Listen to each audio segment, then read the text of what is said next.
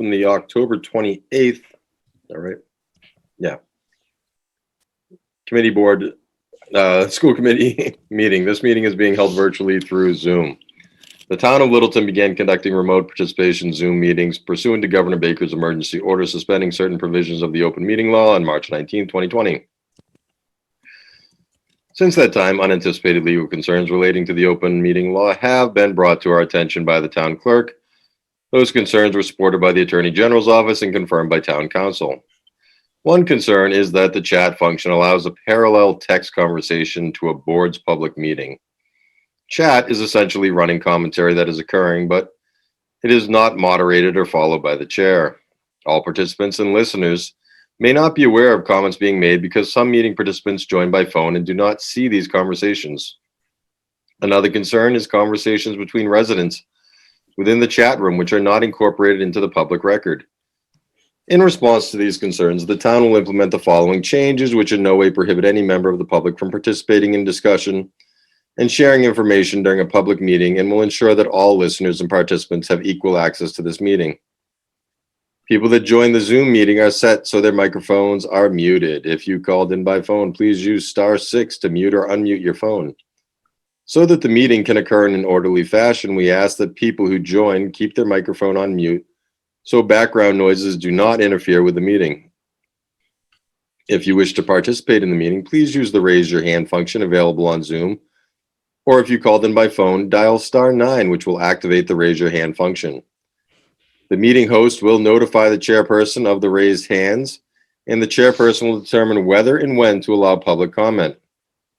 When called upon, participants should unmute, then state their name and address.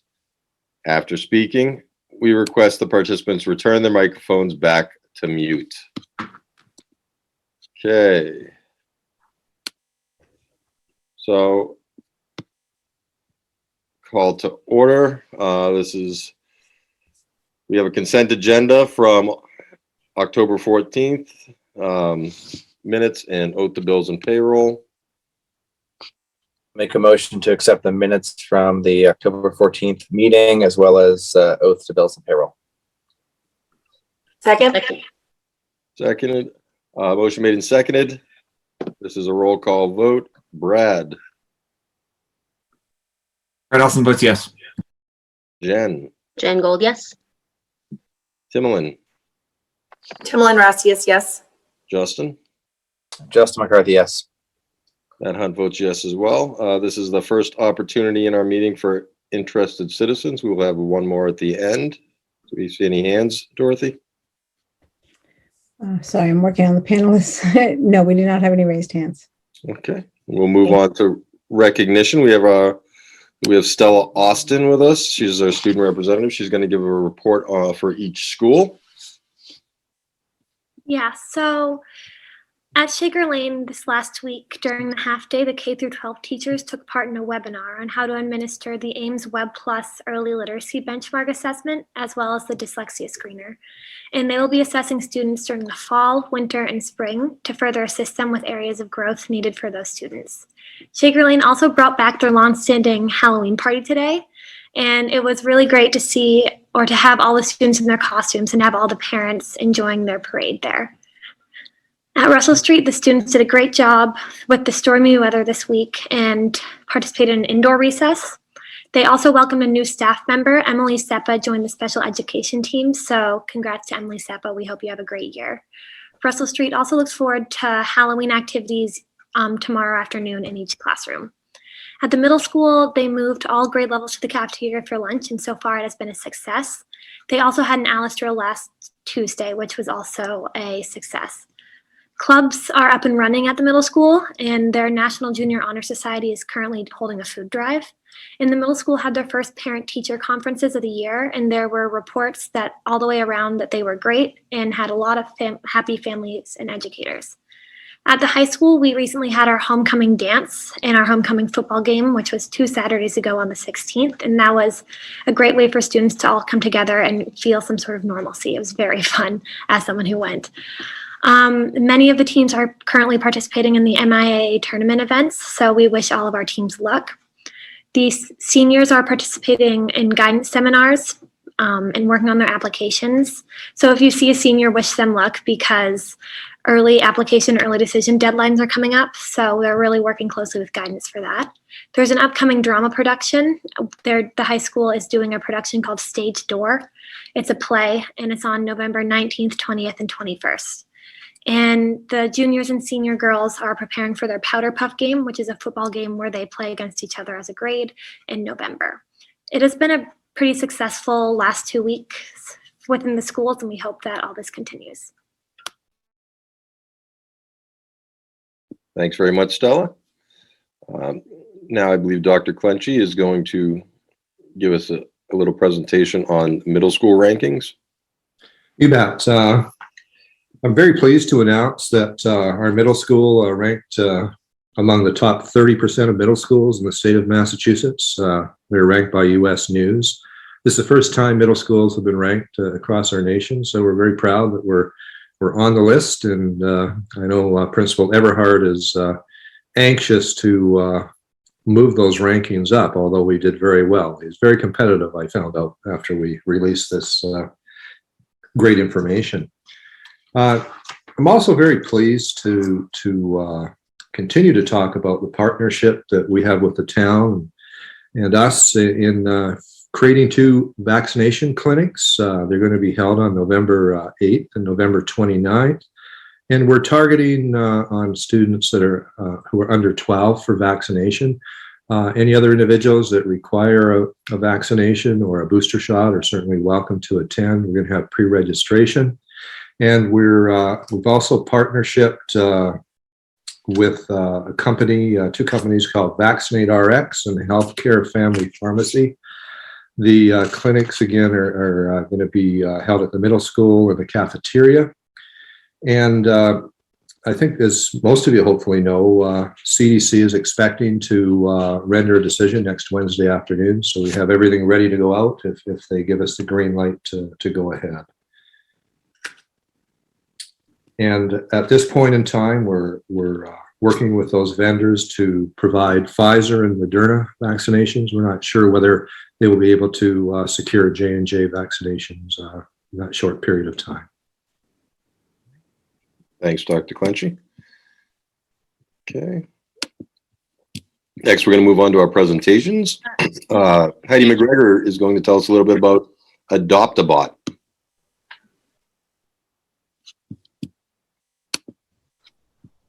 Mrs. Temple, did you want to say something I saw your hand. I did. I had a couple of recognitions. Is that okay? Oh, I'm sorry. My bad. I apologize. Sorry, Heidi. Thanks. I have 2 recognitions. One, I would like to publicly thank the Littleton Education Fund for their fall grants and congratulate the Russell Street teachers who were awarded grants. Amy Metcalf was granted funding for an enrichment program called How Music Works, the Science of Sound. Kristen Hemis, our art teacher, was awarded grant funding for a tiny art gallery. That sounds really amazing throughout the town. And TJ Gansenberg, our music teacher, was awarded funding for a class set of ukuleles, which is really exciting. When we announced that in his class, all the students clapped. They were very excited. And my second recognition is to, as Stella indicated, I would like to publicly welcome our newest staff member, Emily Seppa, to our special education department. And I also want to recognize our current special education staff at Russell Street.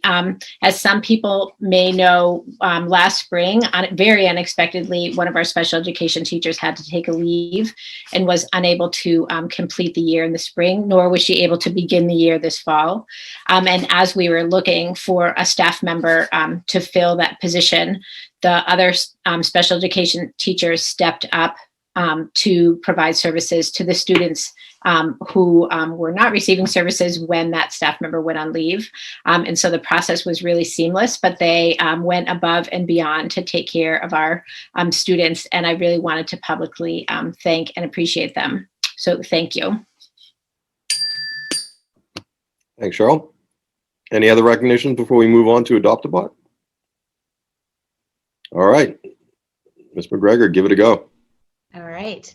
Well, thank you so much for letting me come here tonight and talk about robots, one of my favorite topics. And some of you might be wondering, why set up an AdoptABot program? And my answer is, why not? Because it's really an awesome way to integrate STEM into other parts of the curriculum.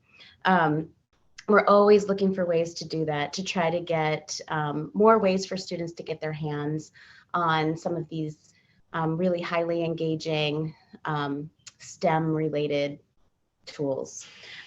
We know that a percentage of our students will probably go on to become coders and engineers, but even more importantly, we know that all of our students will be interacting with computers and robots probably the rest of their lives. They're going to need to know how to understand how they work, regardless of what their life path is in front of them.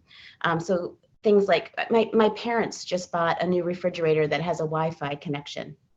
So it's not, we can't get away from it.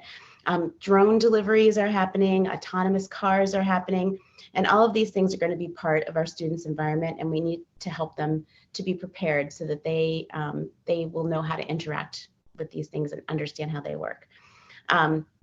So anyway, so back in August, Shaker Lane, I wrote a grant for Shaker Lane to upgrade our existing fleet of robots.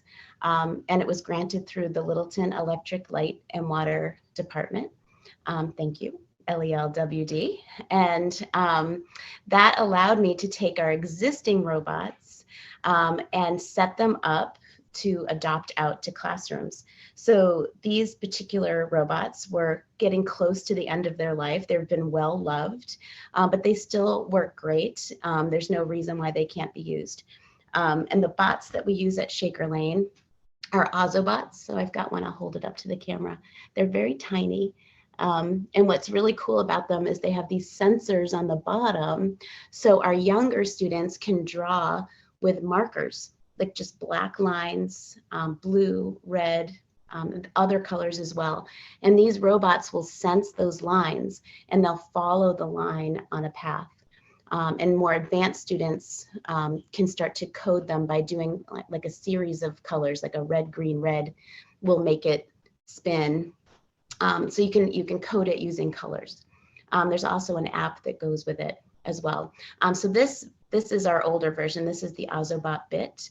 And our new fleet, which is back ordered because of supply chain problems, as we are all aware of, we're upgrading to the AdoptABot Evo, which is a little bit of a more durable, more advanced robot.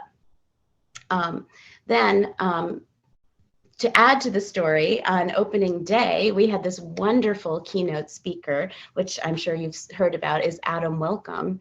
And he talked about using robots in the classroom, and he specifically talked about Sphero robots.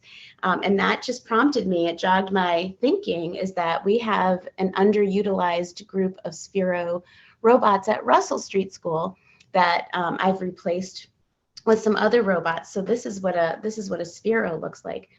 So I decided to expand the AdoptABot program into Russell Street School, and I adopted out the Sphero robots.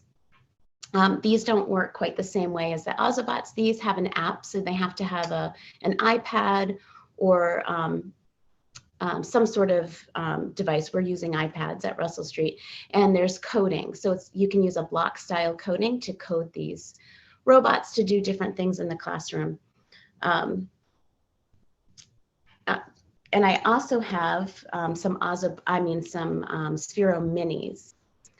So it's the same as the Sphero robot, but smaller. This is a brand new one that was donated to Russell Street by the Russell Street PTA. Because so many teachers had asked for a robot for the AdoptABot program, I didn't have enough to meet the demand. So the PTA bought us 2 additional Sphero minis, which is super exciting. So far, we have 22 teachers between Shaker Lane and Russell Street, and one at the high school who I think might be here tonight, who've signed up to adopt a robot, which was much more participation than I expected. So I was pleasantly surprised to have 22 teachers want to have a robot full-time in their classroom for their students to adopt. I definitely have to credit the innovative teachers at Littleton, combined with the spark that Adam Welcome's keynote address sort of got us all excited about robots and having them in our classrooms. And I also took a few of our Root robots. So this is a Root robot here. These are created by the same company that makes the Roomba vacuum cleaners. And these robots, I have a complete fleet of these at Russell Street in our think tank there. But I definitely had a few extras. So there's a couple of classrooms that adopted this style of robot. These also can use a block style coding. And they also can draw. You can actually put a marker in this little hole here.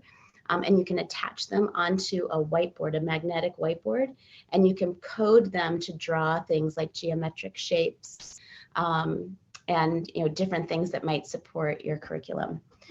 So you're probably wondering, what are the teachers using these robots for in the classroom? So some examples. So some of the robots are at this point just getting named. So there's like a little bit of a social emotional thing going on where students are really taking this adoption thing very seriously. And there's been some deep discussions on what to name the robots. We've talked about, writing identity stories and, trying to come up with, what the robot's life is like. What does the robot do on the weekends? So I think there's a lot of like fun conversations going on about robots.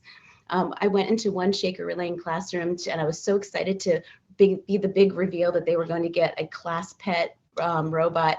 And they said, oh yeah, my friends were talking about that at recess. They got one too. So they were thinking it would be fun to have play dates with their robots. But I did join one second grade classroom already to actually pull that robot into curriculum. And we have this activity called Reading with Robots. Where it's with the AdoptABot, and we just have this little mat that has some lines drawn on it, and we put students' trick words in these boxes, and as the robot goes around, the students have to read the trick word along with the robot. So it was a fun way to bring a robot into a literacy activity. Other teachers are using them during morning meetings, so to greet each other or to do some sort of a game or an activity where they might interact with the robot. All the Spheros, all the classrooms that got Spheros, I have these little geometry activity cards where students, this could be a math center, where students would have to code the Sphero to create these different geometric shapes. Like one of the cards is an acute angle. Another card says trapezoid. And they have to use their knowledge of geometry in order to code the robot to draw those shapes. I'm also working with a 5th grade class to make an extended multiplication challenge where we have this big target board with numbers on it. And then the students are going to be in 2 different teams. And then each team is going to have a turn to try to code the Sphero to land on a target. And then they have to multiply by a certain number, depending on what target it lands on. And that goes toward their score. So it's a way for them to practice their extended multiplication skills.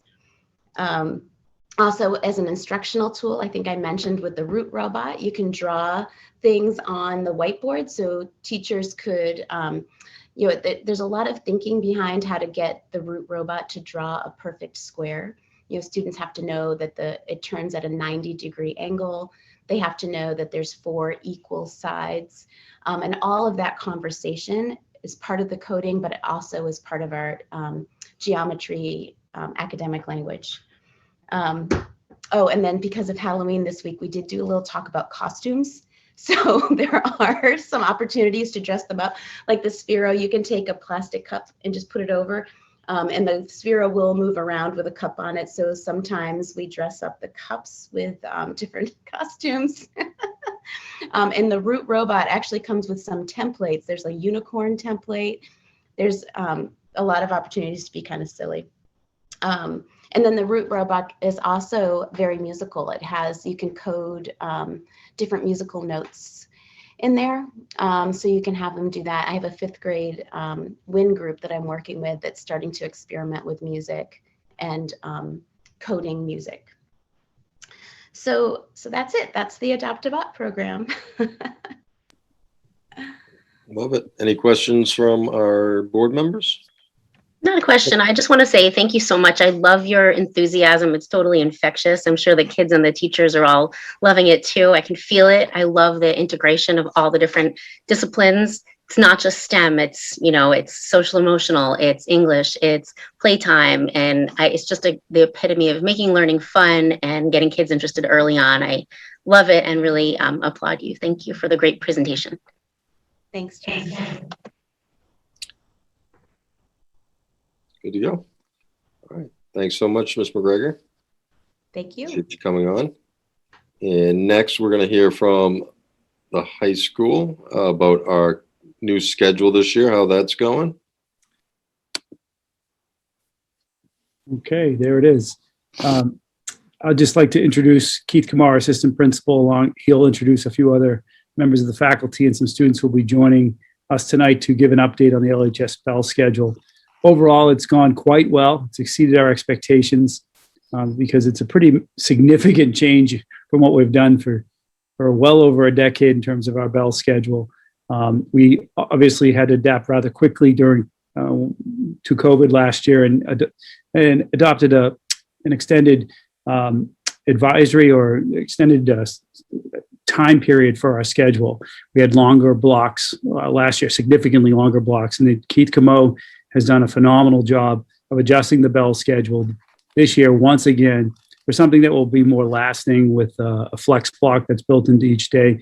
I'll leave it to Keith and the faculty and the students to share the updates and the news about it and their reflections on how it's gone so far as we approach the end of first quarter of the school year. I just want to have one brief comment to Heidi McGregor. Heidi, thank you for your presentation. And it's a note to all of us as we listen to you that we at the high school better get ready for those students as they come up and advance our computer science offerings, our engineering offerings. Just our overall digital literacy curriculum has to go through some significant adjustments as we prepare for those kids coming up through the block. So I'll turn it over to Keith now. Thank you. And I put together a few slides just to give you all an update about the Bell schedule. The first few are just kind of reminders of where we were in the spring when I last spoke with you all about the schedule, just trying to figure out how to fit everything that teachers need to do in order to support students and support the needs of all of our students in the course of a school day. Just a brief list of everything that we have to do on top of teaching the core curriculum. So RTI, SST, relearning materials, mentoring, all those things, which we talked about last spring. So next slide, please. And then again, we kind of geared our conversation about the Bell schedule around kind of the student experience at the high school. And again, this slide is a refresher from the last time I spoke, but how does a student have time to make up a test or get help from teachers or work on group projects, start homework, have some flexibility in their schedule, have some choice and some voice in their schedule, and then also build connections to adults that they want to feel connected to or do feel connected to. And then at the same time, on the next slide, we talked about, well, what if that same student didn't have a study hall or their study hall was the same time as the teacher's instructional block that they wanted to see, or they couldn't stay after school because they either had, work responsibilities or they had to get on the bus after school. And oftentimes students don't know how to ask for help or don't have the skills to properly advocate for themselves. We wanted to try to build in some opportunities during the school day for students to get access to the help that they need and do things that they want to do during the day. On the next slide is just a visual of what our schedule currently looks like. Again, it is I guess in theory, a 10-day rotation of a schedule.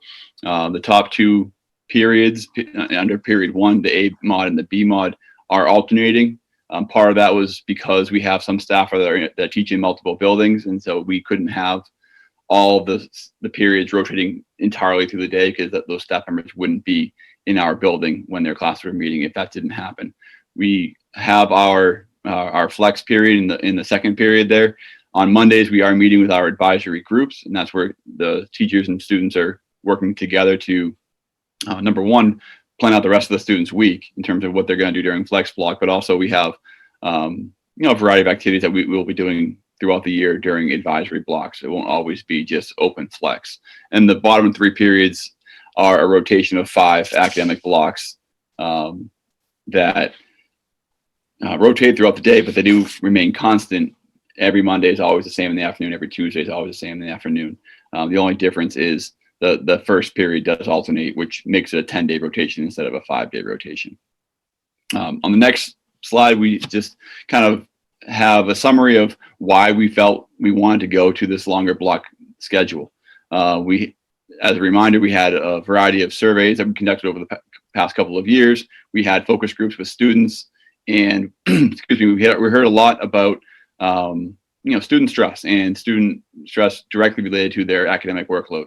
And so after last year, when we did shift to the longer blocks, we saw a lot of value in that. And we saw a lot of value in having fewer classes per day with longer periods of time, so teachers and students could go a little deeper into the content that they were studying.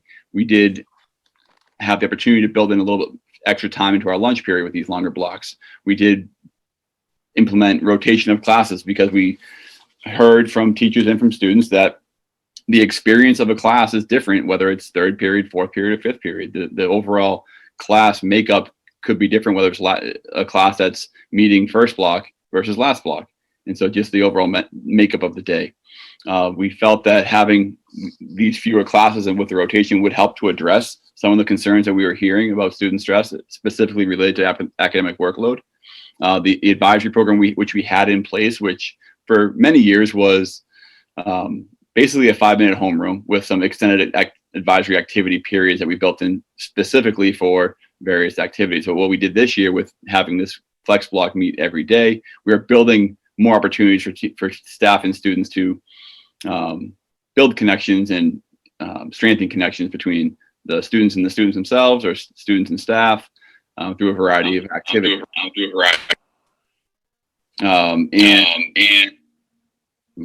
I'm hearing an echo on my end.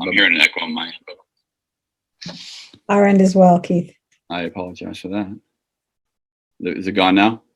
Yes. Perfect. And so with our daily flex block, we are providing opportunities to have many opportunities for students to participate in activities or just free time to have some time for themselves. We are building in some structure for advisory activities and class meetings during our flex without taking away from class time. We are providing more equitable opportunity for all students to access support, including students who could not stay for extra help after school.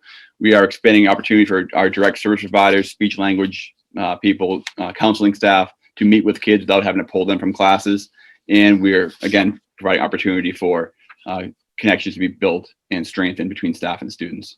On the next slide, it just breaks down the flex block, kind of how it works. On Monday, we are seeing the advisory groups. Again, the advisories are standard for 4 years, so students stay with their same advisory teacher for all 4 years, and so that helps build that connection and try to have that really one person minimally that a student can go to with questions or around any type of concern. And then the rest of the week is the scheduled flex block activities, and again, those can range from extra help to going to the CAP to get breakfast, to having a club meeting, or going to the gym to work out. There's a lot of stuff that's happening already during the flex block that I'll touch on a little bit later, but also with the staff and the students. On the next slide, we do have a software which we purchased this year called Enriching Students. This is what's helping us schedule our week.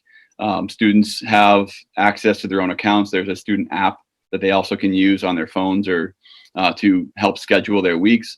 The staff have each one of them has their own account and can help students work through the scheduling process. It's realistically an appointment scheduling software that is really helping to manage the flex block and help us track attendance for flex block and track where students are going during flex, how they're using their time. There's reports that we can generate on our end that will show how many students are making appointments to go get extra help versus how many students are looking to go to the cafeteria or to other unstructured locations. So we can use that that data to really reflect on how well Flexblog is working and how well the schedule is working. On the next slide, we with a major shift to our schedule, we did anticipate some challenges, and we were, I think, able to successfully, meet all these challenges and with the schedule itself.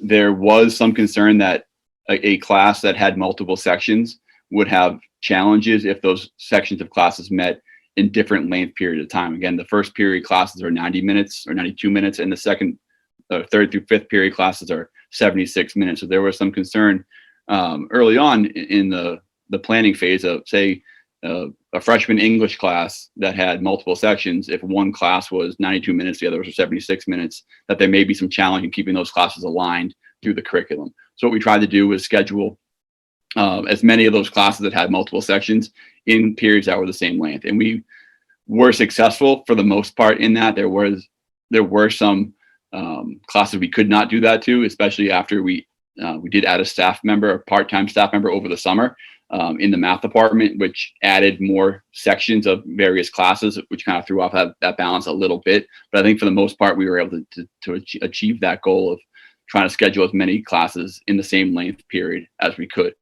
Another challenge that we anticipated was that we had to kind of envision how our teachers got their prep time, because they didn't have the 7-period day that they had prior to this new schedule. And so we had to be a lot more intentional with how we scheduled their prep time. We figured out that a teacher had to have either both A and B mod off that first period, or neither one of those two, in order to make it possible to guarantee a teacher had a daily prep period. And another thing we started last year, which we really continued into this year, was we have shared teacher duty responsibilities. And so we have multiple teachers who share, say, a study hall period, but they only see that study hall group on a day that they have multiple periods off. And so there's 3 teachers who have the same study hall. They see it once a week, while the other teachers have it the other 2 days. There was some concern about not being able to see classes every day. There was some concern among staff and some students that they felt they needed more daily practice with some of these concepts. And so, again, the way we're addressing that is that if a student or a staff member feels that a student needs a little more daily attention, the staff member and the student can schedule more small group time with that student during the Flexblog, or one-on-one time with the student during the Flexblog, which I think really helps to fill the gaps that present when there's not meeting every day for the class. And so that's something we, I think did a nice job of meeting that challenge as well. And again, with the continued mask mandates in the building, we have the challenge of having students sitting in classes and teachers in classes for long periods of time with their masks on. So we've continued our practice of having mask breaks throughout the day.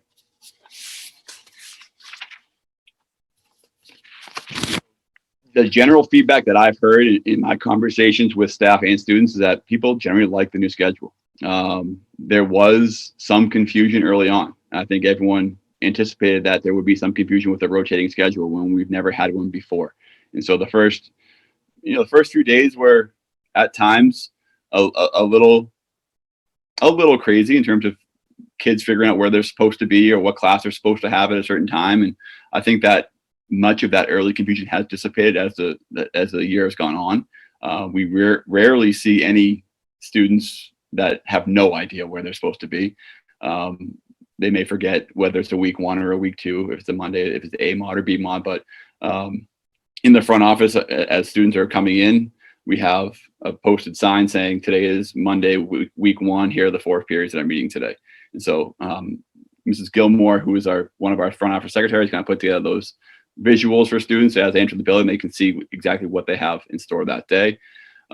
We did have, in the beginning of the year, many advisory activities that were geared towards adjusting to the new rotating schedule. All the advisories met for the first, I think it was 3 weeks. We didn't do any Flexblog bookings.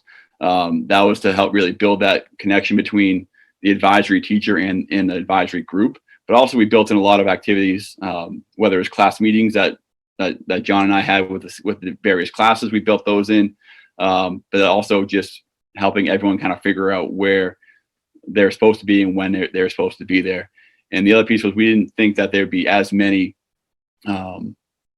pressing need for extra academic help in the first week or two, just as students and staff are really getting more acclimated to the new classes. There is certainly, in my opinion, a less frenetic pace for the school day with this new schedule. We don't have as many transitions, obviously, because we only have 4 classes plus the flex as opposed to the 7 classes before. The hallways are clearer during the periods, and I can just see from my own perspective, students that appear less stressed. And then in talking with students, many reporting that there's a lot less academic stress on them because they're able to manage their time differently this year as opposed to previous years because they don't have all 7 classes on the same day. We have had class meetings and activities throughout the year so far without having to disrupt any classes. We had student council elections. We had our academic awards ceremonies from last year. We had class meetings, just like introductory class meetings. We are planning our Alice drill next week. I'm not sure if I'm speaking out of school here, but that's happening next week. We are planning a cyber safety presentation for students that in the next month. So those types of activities are things that we feel that are going to be more possible without having really any or very minimal disruption to learning, academic learning during the day. And then for the most part, students are generally self-selecting Flexblog activities. We were concerned at first that students wouldn't actually log on and be as self-sufficient in the scheduling process. We felt that there'd be a lot more need for staff to coerce some students to actually make appointments. But from what I've seen and from what I can tell from running reports on my end of the Enriching Students software, that students are generally doing this. And they're doing it on their own before they even meet on Mondays. The student scheduling window does open on Friday afternoons at 1 o'clock. So they can, over the weekend, look at their coming week and plan for themselves where they want to go during Flexblog. And then they meet with their advisors on Monday to kind of finalize those plans and really cement those in. But like I said, kids are getting extra help. Kids are going to club meetings and kids are enjoying some downtime. We do have the weight room open, we have the gym open, we have the library open for a quiet study, and we have the cafeteria open for students to go down and get some breakfast during the Flexblog. So there's much opportunity in the music room. The band room is also open. I've been down there most every day to supervise the Flexblog in the music room, and kids are down there hanging out. There's a little band that is in the corner that is jamming every day, and kids are enjoying their Flexblog time, in my opinion. On the next slide. So I am joined tonight by 2 staff members and 3 students who are going to share their perspective.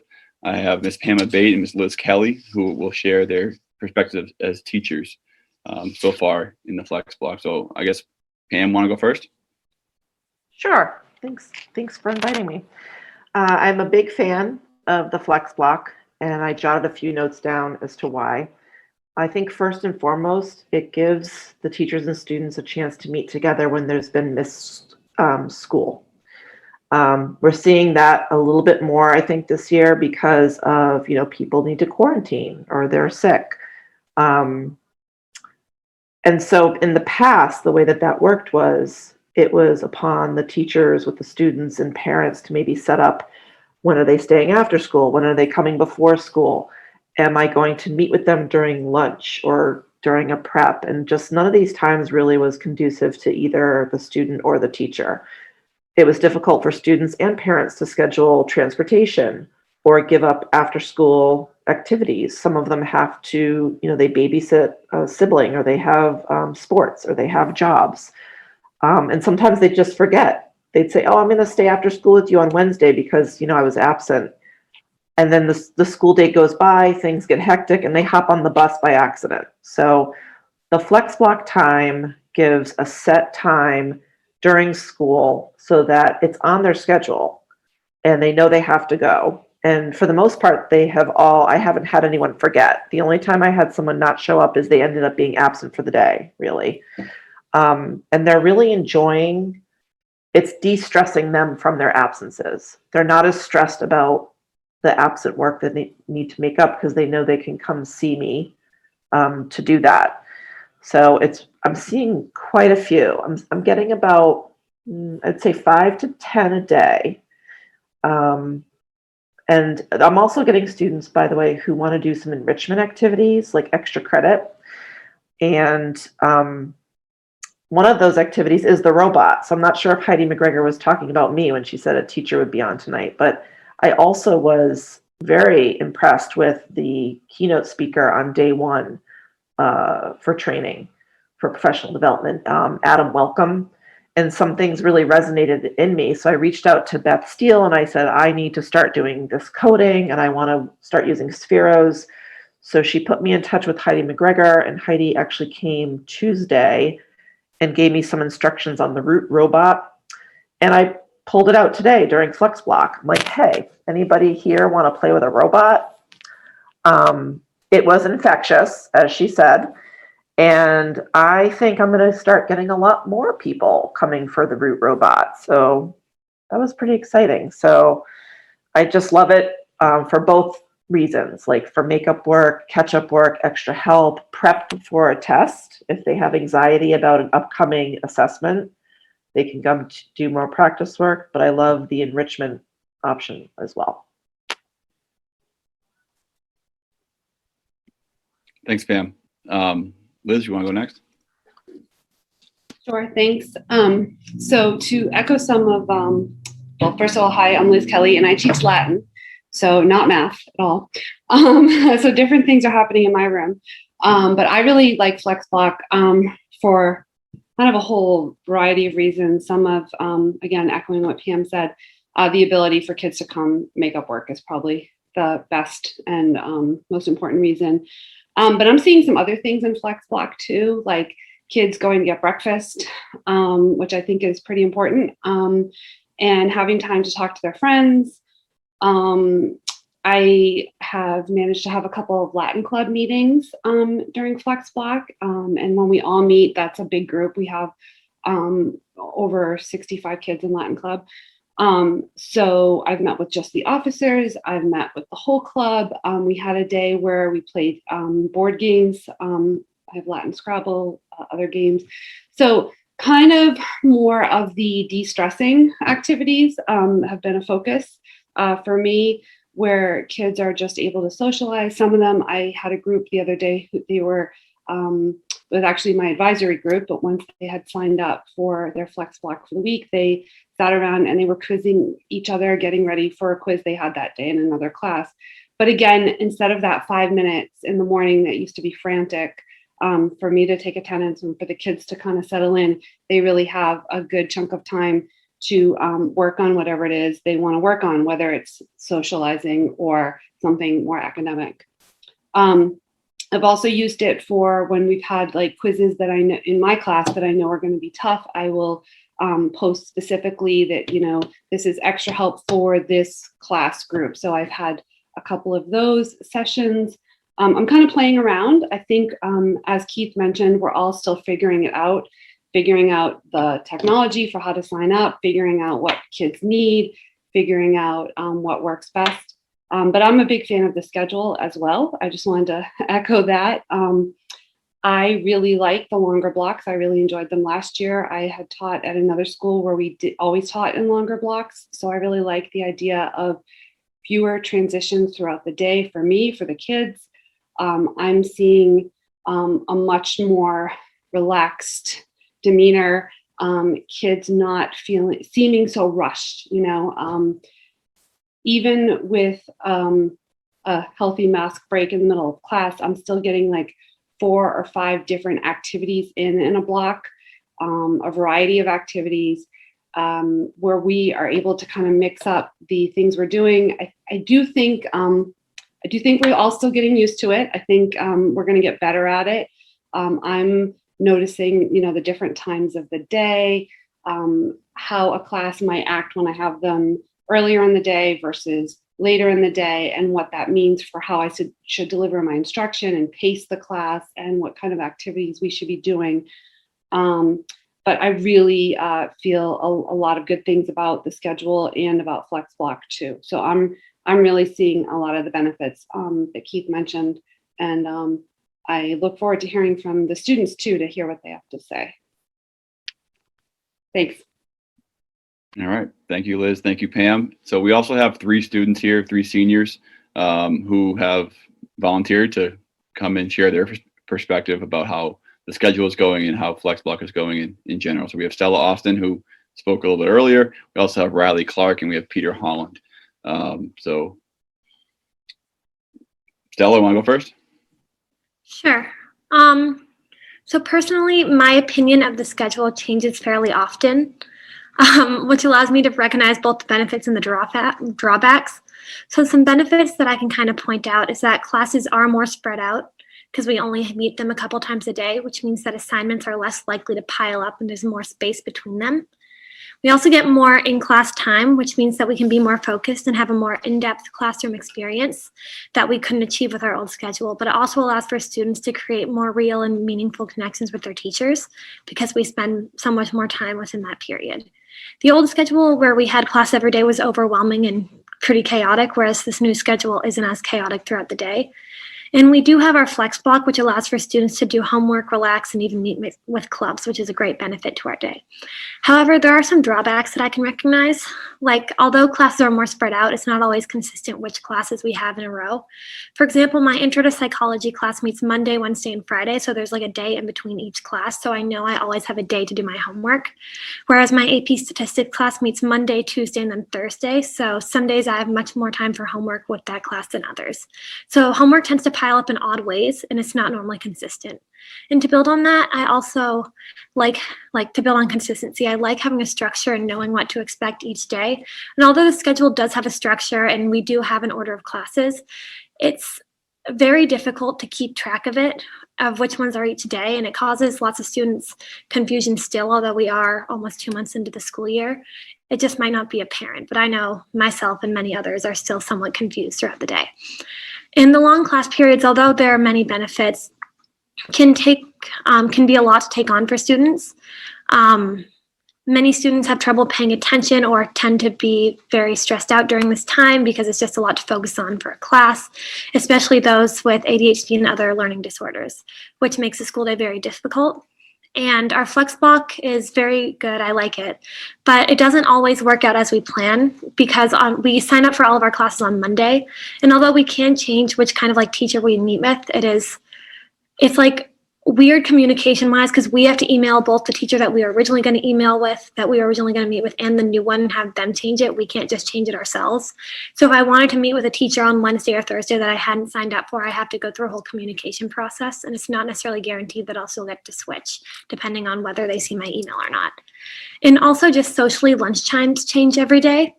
And so you always have lunches with different people, which for me, I know is very anxiety inducing because I like kind of having a solid group and I really like consistency, which I understand is very impossible to maintain because since this classes rotate each day, we have a different time for lunch every day, a different class. But it's also just like, there's not much we can do to fix it, but it is worth pointing out that it causes a lot of stress for students. But in general, I think the schedule is doing very well at the things it intended to do well at. It's just an adjustment that we'll all have to really get used to. Thanks, Stella. Riley, want to go next? Can you hear me? Okay, I'm Riley and I'm a senior, and I really like the new schedule also because I think like I'm taking a pretty hard class load this year, and I think that it's been very easy to manage it. Like otherwise I probably wouldn't be able to manage like the classes I'm taking, but you know, with the time in between and like the Flexblog, and I have study like every other day or like for like a mod. So it's like for Monday, Wednesday, Friday, or Tuesday and Thursday. So it's nice because I can also have that period of time to do homework. Like, and I like that it's like first in the day and it's a longer period. But yeah, I really enjoy the schedule because I think it allows me to have plenty of time to like to do my homework and everything. And also if there's certain classes I definitely like more than other classes, and you know, to be like, oh, I get it over with on a Wednesday and I don't see them again until Monday is nice. And that doesn't happen, but like, you know, in theory, like it's nice to kind of be done with the class and then not see them for a little while to get a break if it's a hard class or it's a class I don't enjoy as much. And I'd say the only drawback is probably lunch because it's been hard, you know, like obviously it's different every day. So if you don't really know that many people on the lunch, it can be annoying, but I kind of just, you know, do my thing. And the Flexblog I enjoy because I just like sign up for my homeroom teacher every day, and I just go there, and she's been really flexible about like letting me stay, or like if I have to run to a different teacher, she just lets me run there really quickly. But I think I like the Flexblog and I enjoy it, and I think it's a nice period of time to like do additional work or just kind of like relax. So in general, I'm a big fan of the schedule. Thank you, Riley. And Peter? Yeah, hi, I'm Peter Holland. I'm also a senior. And yeah, so this year I'm also like, I feel like my course load is the most challenging it's ever been. And I really like the new schedule because it allows me to take all these classes without feeling super stressed out. And Flexblog has been really a huge advantage to me because I can meet with a teacher and like talk about the class, or like one of the teachers on here was saying like test prep if you have a test coming up. I think Miss Kelly was saying that. But yeah, like Miss Elmore has done that for AP Calc, and that's really helped me. And then also just meeting with a teacher, like I can choose which teacher I want. So if I'm like struggling in a class that week, I can meet with that teacher, and then like the next day meet with a different one. So it's really helpful. And also, I know everybody's talked about lunch. I kind of like the lunch schedule just because it mixes up who you're with. And also, like, I get that some days you're not with your friends, but I think it's better than like just being stuck in a lunch all year where you're not with your friends. So I think that's an advantage to it. And so, yeah, I really like the schedule. Okay. Thank you, Peter. So the last slide that I had just kind of looks at like what are our next steps with the schedule. As Stella talked about, and as I think Pam and certainly Liz talked about, was that this thing is not a finished product by any means, right? We all acknowledged going in that this was something we wanted to do, and we wanted to continue to do better at over time.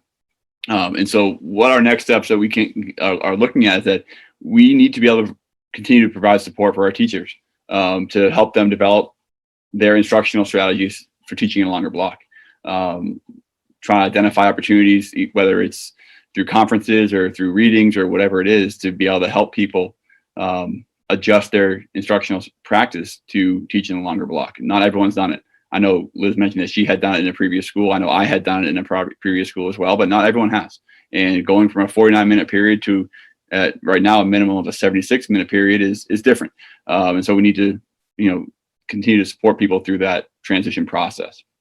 We also have to develop a little more consistency among staff and students about using the Enriching Students software and making sure that everyone is participating the way that we would like them to, whether it's the students selecting an appointment or the staff members following through and having conversations in their advisories with their students to make sure they're number one, scheduling, but also provide some help or guidance of where students might want to schedule instead of just going to the cafeteria every single day. It is really nice that in Enriching Students, there is a feature that shows a snapshot of a student's grades for the staff members. And so we can start using that grade data a little more specifically to target interventions for students and target appointments for students to have a conversation with students, say, hey, maybe you're not doing so hot in Peter, maybe AP Calculus, for example, and maybe you want to go see Miss Elmore about that. And so I think we can get better at that. And we couldn't do that before because the grades weren't as, I would say, developed as they are now. They didn't have as many grades early in the year. One thing we are planning on doing as we go through this process is survey everyone, survey staff, survey students, survey parents to see how is this working for people? Like, what are the benefits? What are the drawbacks? Where can we get better with our schedule and with like what we're doing? I remember in the spring, when I first presented about the schedule, it was like reflecting on what we're doing, why we're doing, and how we can do it better is kind of what drove me towards this conversation about the schedule in the first place. And that doesn't stop just because we have a new schedule. We want to make sure that it's working for people. And if it's not, what are the areas we can address and improve on to make the schedule and make the experience for staff and students the best that it can be.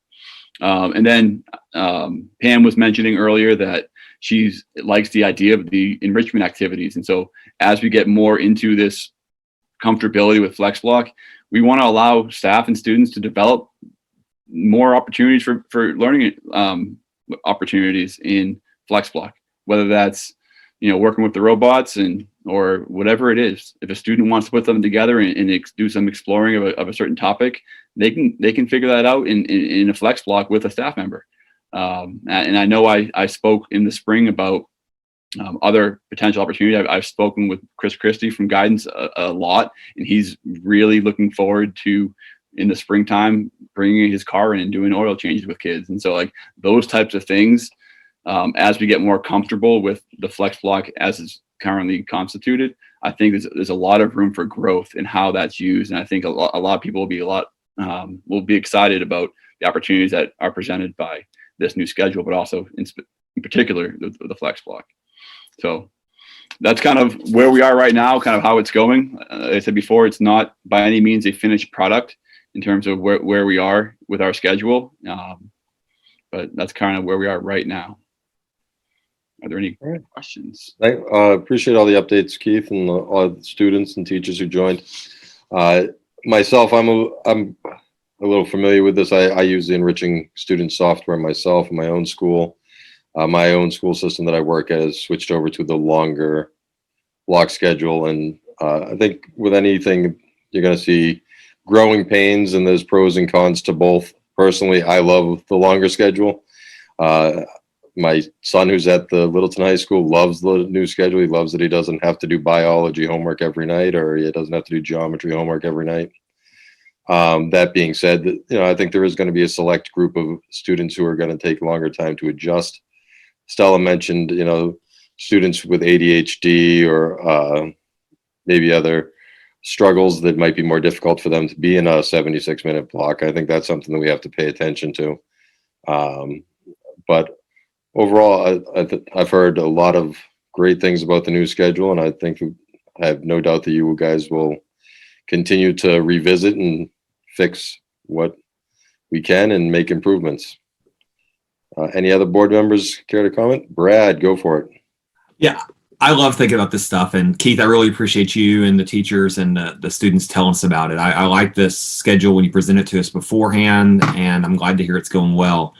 I want to hear more about Latin Scrabble at some point, but maybe this isn't the time to ask that. But 65 members of the Latin Club and Latin Scrabble just sounds delightfully nerdy. I love it, love it, love it. My question back in the spring, and still in some ways my question now, is that how is this affecting kind of IEPs and 504s and special ed services delivery? I know there have been some questions from parents in CPAC about this. There were some concerns. And I remember I took heart from the fact that Lynn and Keith and others and Beth had said, hey, we've thought about this beforehand. We think it's going to work. I wonder if you could give us a couple of thoughts on how that part of this is working. Go ahead, Lynn. I can just speak briefly and then let Keith jump in. We did a lot of work, Keith and the team chair, to really drill down the grids and make sure that the minutes were commensurate. And we had to reissue updated grids for all of the students. And I think just like the students shared, I think we're going to have to really gather some data this year. There's a lot of advantages, and there is definitely some drawbacks that we're going to need to evaluate. I think from a service perspective, I think that there's a lot of advantages for kids to be able to get kind of double doses and longer blocks of the supports and the longer classes. The longer classes actually do have a lot of inherent benefit for kids that have attentional difficulties, because you're able to cover a lot of content. You're able to intersperse those breaks that for kids that need breaks. And sometimes if you have a shorter block and kids need those breaks, they're actually missing content. So when there's a longer block, there's more time to be able to kind of revisit and spiral and scaffold. So I think that there's some advantages there where we're able to provide accommodations for students a little bit better. But I think the lunch times, I think we have to be really mindful of that and how we can build in a lot of consistency. So I think we're starting to kind of get data and feedback, and I think we're going to have to be looking at ways there, what we can do to further refine the schedule. Overall, I think it's a very positive change for the high school.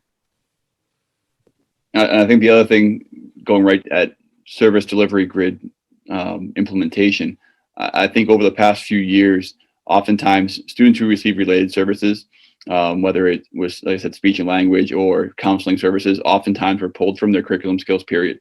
And so I think that, number one, with a longer period of time during the day, we don't need to pull for the entire period if we have to pull from a curriculum skills period. But we're seeing a lot of people a lot of kids receiving services during that flex block.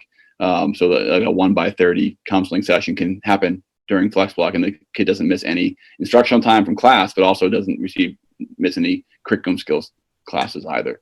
So I knew that was the hope, and it made sense to me. I wondered and continue to wonder if there's a bottleneck then when everybody needs the same service at the same time. Or right. It's not every kid is able to be serviced every week during flex time, just because there are more students than flex periods, right? Sure. But we can rotate that through, and And we did have to do some reconfiguring with our related services staff, but we knew going into it that the schedule was going to create some or remove some efficiencies that we had with our itinerant staff that cover across buildings. So we do have our speech pathologist, who is incredible and definitely needs a commendation for her flexibility, because and the high school staff for allowing the uniqueness of what we're doing. So Holly Ballard is spending more time in the high school building, but at the beginning of the day, she's also servicing some of our service only little ones who are 3 years old. They come in and they receive a speech therapy session in a conference space with their parents, which is great. So they're able to receive their itinerant service. Holly's still in the building, so she was really able to create a great schedule that met all of the needs of the students. And she did a lot of work to really look at how we could do this with the new schedule. We've done this with the occupational therapist too. So she's in the building more than her actual kind of service obligation time, so she can provide some kind of program support as well, specifically to our 18 to 22 program. So from that perspective, it's definitely working out. And I like that we're able to provide the related services and not necessarily have to make the decisions of where is the best place to pull them from, that there's literally something built into the schedule for us to be able to do that without having to kind of make a decision. That's great. And I appreciate this as a snapshot. We're 8 weeks in. I look forward to hearing what you learn about the student enrichment data, about how students are using the Flexbox and the special ed stuff. I'll just end by saying that it seems we've created a schedule that allows for more kind of student gathering and social and just kind of being together time, while also adding 30 hours of time on learning, which is the equivalent of essentially a school week. And nothing's perfect, but those are two goals that I'm glad we're achieving. So thanks, y'all. Thank you. Justin, did you have a comment? I did, or I do. Keith, thanks for sharing. I love that you guys gave this a try. And I'm thrilled to hear that it's working out well. So I applaud the change and the effort here. And I appreciate you bringing in the staff and the students and the honesty, sharing the pros and cons. I think it's wonderful. My only question would be, because I remember all of us being so excited about this in the spring. It was like our last meeting was technically our only in-person meeting, so we all remember it. I would, when you come back and you share more, I'd love to know what sort of the utilization rate is of that flex block, because we're hearing everybody say the flex block is so key. I'd love to know what the breakdown is. Like, hey, a third of our students are using it for this and a third for this, or whatever it is. And I'd also love to know how much of that is originated by the student versus the staff. So if there are some students that might not maybe self-advocate for themselves in terms of the need for extra help, I'd love to hear that the teachers are proactively, the staff proactively reaching out to say, hey, 1/3 of our extra help sessions are actually engaged by the staff. But like, hats off. Enriching student software, I'm sure Matt has seen some of these, that we can generate those reports about for every student in particular, but also more globally of what students are doing during flex time. And also for every appointment that's booked, it tells us who booked it. And so it says like booked by the student, or booked by the advisory teacher, or booked by the academic teacher, or a book by me, or whoever it is. So there's a lot of data that we can look at to get exactly what you're looking at. So I hope to be able to bring you guys later. Awesome. Great. Thank you very much. Any other comments or questions before we move on? Sure, Matt. I'm thrilled that we're to this point in time in terms of a new schedule. We've been talking about a new schedule for the high school for the past 8 years. And a lot of time and effort and exploration happened in order to create this schedule. It doesn't matter what schedule you create, there are always advantages and disadvantages. And one of the most difficult things that we deal with when we're creating new schedules is the fact that we have a fixed amount of time during the day. It would be much easier to develop a schedule, and if you needed 20 more minutes or 30 more minutes to make it work, you could just tack that on. But as we all know, that's not possible. For me, the increase in flexibility for students during the day was key. I'm glad that that's happening. And I'm also really impressed that we're giving our students an opportunity to have more voice in the school. I know we've been working on a portrait of a graduate in the high school for a number of years. I'm looking forward to that being completed. But our goals are of course academic, but they go way beyond academic. We want to make sure that whatever the next journey is for our students, they'll be ready for it.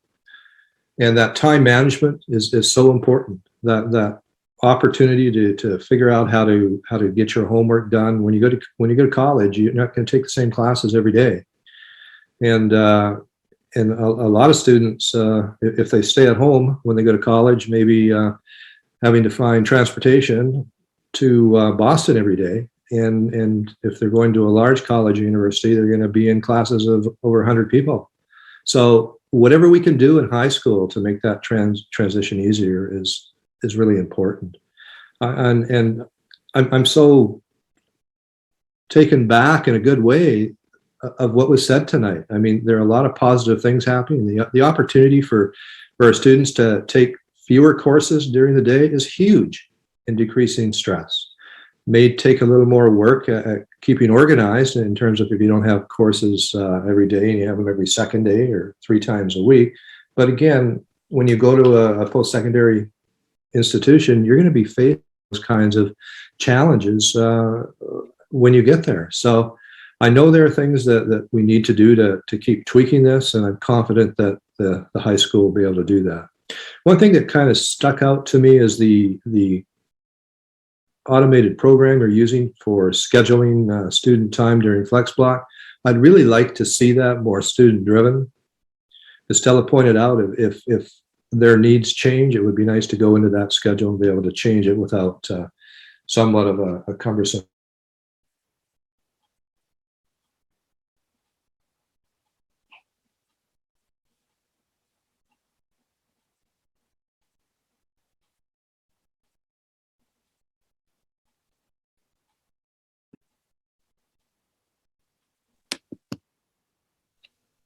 Kind of cut off at the end. Yeah.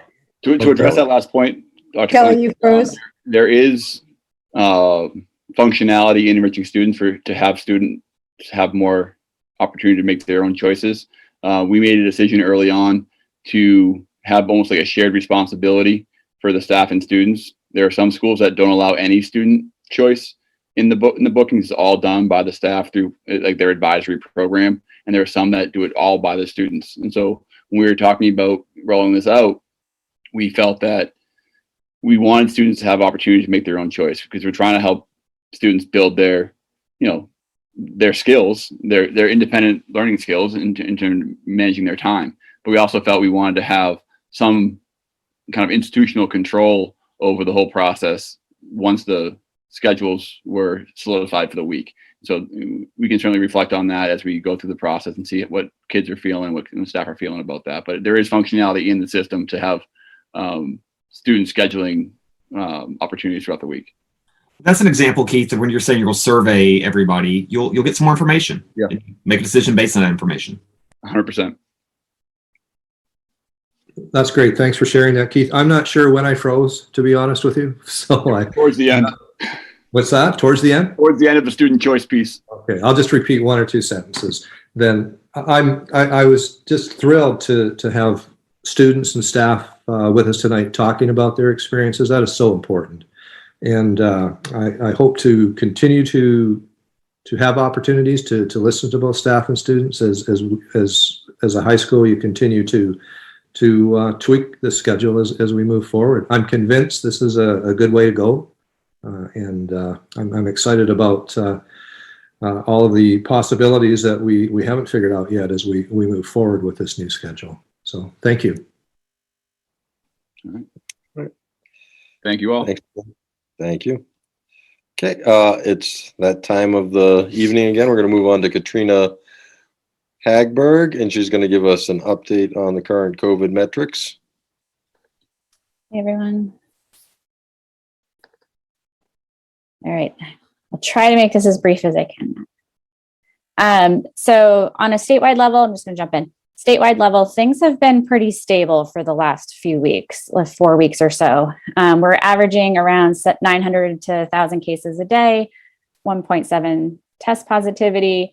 Hospitalizations have been just over 500 per day. There's been a little less bed occupancy over the last couple of weeks, but that's not necessarily COVID. It could be any condition. So hospitals are having a few more people in them.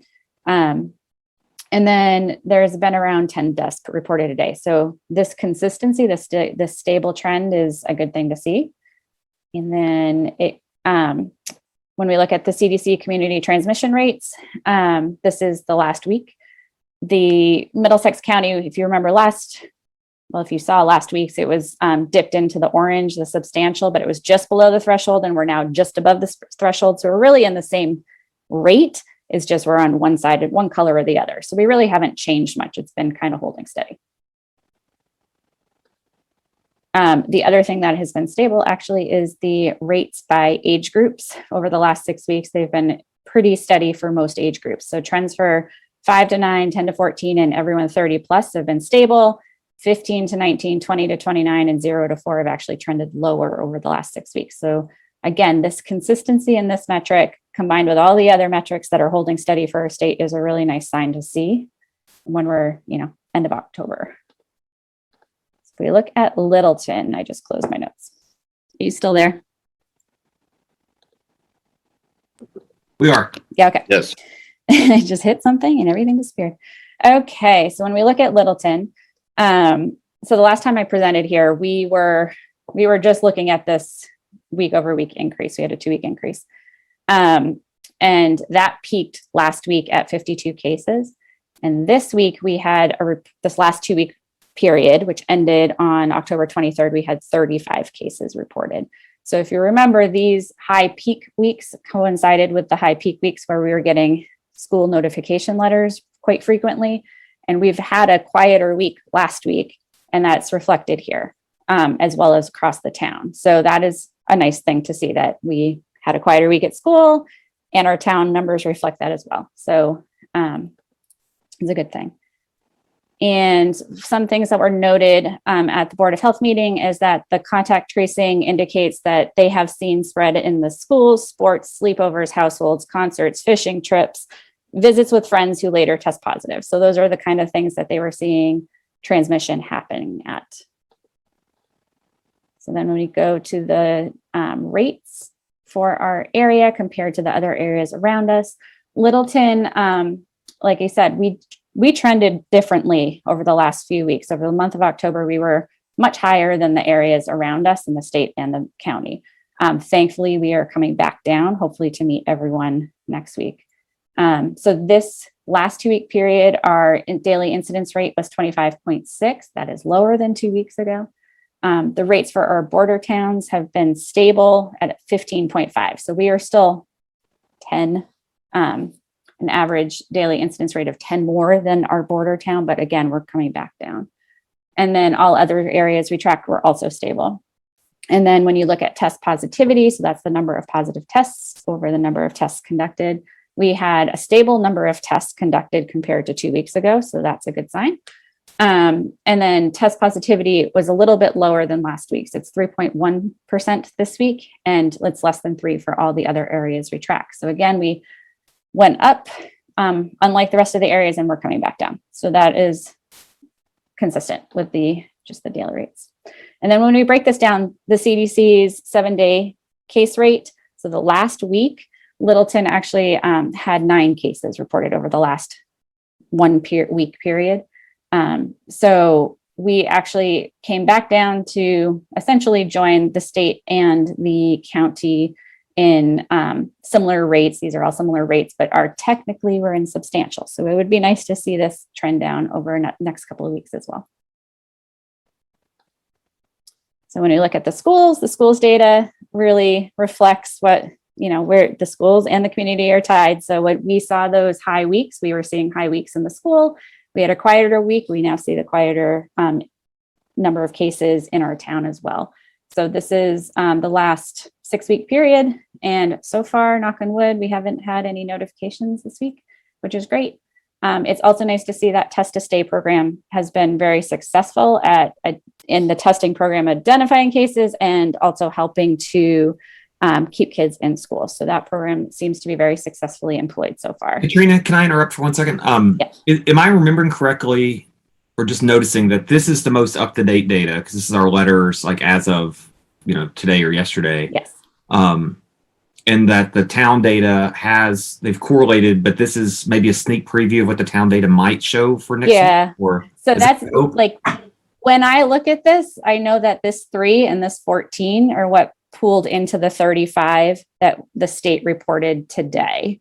So 17 of those cases were among school population, assuming all of those cases are residents, which may not be true. And we don't know that for sure. So next week's report will reflect the 3 and whatever happens at the end. But we're dropping off to 14 for next week. Right. We hope. We drop off to 14 Okay. next week. Great. All right. Thank you. Yeah. So everything, like the school's data actually will probably give us a hint at what's coming for household transmission and outside activities, things like that. So yeah, I guess that was my question, because I've come to read these slides as a preview of what might be coming, a sneak peek of what might be out there in the next state report. And so to make sure I was thinking about this somewhat accurately. Thank you. I will say that absolutely has been the pattern this year. Last year with hybrid, it was much more difficult to use. So since we've been full time, and especially this year when there's so much testing happening, I think that's a really good, this is our first hint of whether next week's going to be bad. And right now it doesn't look horrible. So that's good. So just keep that in mind. So you guys really do have the most up-to-date data that we can get in town. So this is our town's vaccination data per the DPH. I have to say, the more I look at this data, the more I'm uncertain about this, simply because this denominator has stayed the same. We know that 11-year-olds have turned 12 during this period, and that's part of the reason this is way above 100 at this point, percent of the population. The same for 65. This is a small age group, and there are way more people in that age group so we know there's issues with this denominator. And I'm also not sure how boosters are getting captured. I know the data is getting cleaned all the time, but when this report comes out, I don't know what state of the data it is. So take this for what it is. This is what the state's saying. I have to say your measurement directly on the schools is going to be the best estimate we have for what's happening in those buildings. But according to this data, we are continuing to do a great job and making progress with our vaccination coverage. This week had a little bit of a jump. We're now at 75.9% of Littleton residents being fully vaccinated, and 6.4% are partially vaccinated, and 4.4% are eligible but not yet vaccinated, and either partially or fully. So 3 weeks ago was a Vax Bus, so that might have helped us in that little trend, but also just there's been a lot of outreach happening. So hopefully that is helping. And yeah, so again, those age groups that we're looking at, our age groups are doing great across the board now. And we're doing any outreach we can for groups that we're worried about. And so I'm going to jump right into the public health messaging piece. Since I last was here, there has been a lot of vaccine information that's come out. So I quickly want to review that. The first thing is booster recommendations have been released, and all 3 vaccines are now available for boosters. So the recommendation is that for individuals who received Pfizer or Moderna, after 6 months since you've completed your series, the following groups are, this is the recommendations, 65 years and older should get a booster. 50 years or older with an underlying medical condition should get a booster. Anyone 18 plus with an underlying medical condition may get a booster. And anyone 18 plus who works or lives in a high-risk setting may get a booster. So I know that some of our teachers might fall into this. If people are thinking about Thanksgiving and holidays and have older family members who could benefit for a booster before a family gathering, this is the time to start thinking about those things. Boosters are also recommended for people who receive the single shot J&J vaccine if they are 18 and older and it's been at least 2 months since their booster or since their initial shot. Again, I know some staff fall into that category and they might want to consider getting a booster. So the other thing that came out is you can mix and match which one you get next. So if there are concerns that you have about which vaccine to get a booster, whether you even need a booster or which one to get, this is the perfect question to ask your doctor, your pharmacist, or a nurse, someone in the healthcare field would be great. And then the FDA and the CDC are currently reviewing, as Dr. Clenching mentioned, the Pfizer vaccine for the 5 and 11-year-old age group. It's a vaccine that will be a 2-dose regimen that contains a third of the dose that everyone else has received to date. We will know the concrete recommendations after the CDC's advisory board reviews them on November 2nd. So sometime mid next week, we will have information about that. And I'll be honest with you, it is normal to have questions about vaccines and for this age group, and whether it's for boosters or your child or whatever, this is the question to take to your doctor. I know I've already reached out to my doctor. I did it for my 12-year-old. I will do it again for my 9-year-old with any questions that I have. And I really encourage everyone to reach out to your pediatrician, your nurse, or your pharmacist to have this discussion. So that is it for today. Oh, Thanks. one more thing, actually, I'm sorry. So I just want to say our numbers are doing great right now, but we are entering Halloween and then holiday season. And this is where we started to see numbers rise last year. So we're going indoors more, the weather's turned, people are going to start gathering inside more. So this is the perfect opportunity to just try to do things safer and then you might have done while we were just hanging out outside all summer. And if you haven't yet gotten some of these to put in your cupboard, this is a great thing to use if you're going to a party or something to swab yourself before. This is just like test to stay. So can I go to this party? Let me take a 15-minute rapid test. A few days later, did I get exposed or was I exposed to someone who was infected at the party? Just to make sure I don't have onward transmission, take the second test a few days after the party. So this is a great tool to use to protect your families during the holidays, for your friends during Halloween parties, things like that. So I highly recommend going to a pharmacy and picking up some of those. All right. Thanks, Katrina. As always, very informative and great recommendations at the end to a safe holiday season. Any questions or comments from board members? I have a question about participation in pooled testing, but I'm not sure if this is the right time to ask it for the data, like the growth that we've seen, or is that coming later? That's coming right up. So why don't Okay. we just hold on I'll hold to that. All right. Okay. Thanks, Katrina. Hopefully you can get some rest. I know you were at Board of Health last night, so take a breather. All right. All right. And moving on, our next item on the agenda is potential data points to consider after a school reaches 80% vaccination rate. Dr. Clench is going to give us his thoughts on this. Thank you. Last school committee meeting, we started to have a discussion on potential data points. We added the safety check participation rates as one of the possible data points. That is going to be an interesting conversation because it really depends on how you look at it. If you're trying to identify a percentage rate that you would like to achieve, I think, as you've heard me say before, if we had an 80% vaccination rate in schools, in a school, with the current recommendations from DESE, and they're not recommending that vaccinated people necessarily jump on board with the pool testing program. We feel differently about that, and I think the breakthrough cases that we've seen in our district certainly speaks to why we feel that way. So that may affect participation rates, but if you had an 80%, you would, and if you were looking at DESE recommendations, you would expect about a 20% participation rate in our safety check program or pool testing program. So I know there are some districts that are trying to figure out a percentage. One district did establish a percentage and then is thinking about changing it.